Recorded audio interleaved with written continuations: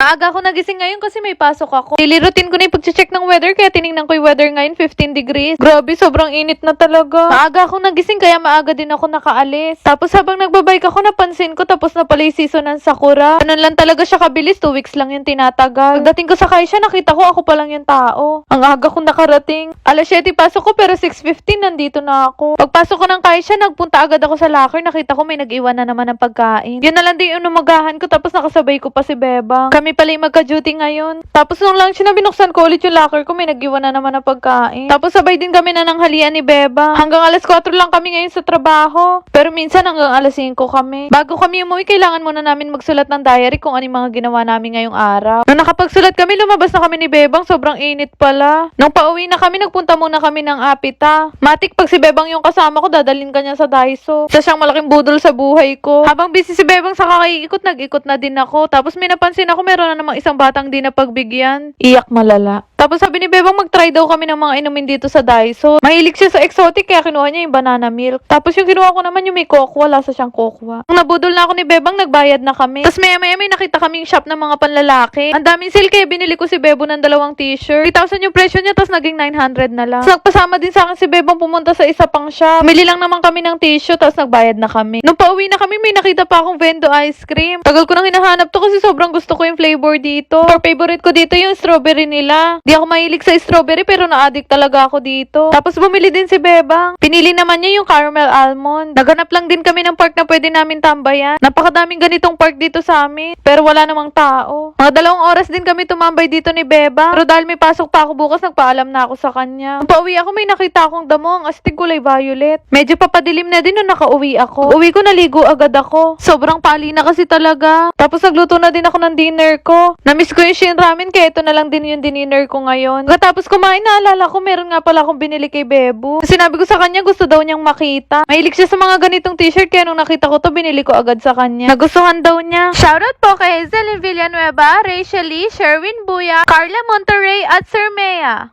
Yun lang naman. Salamat!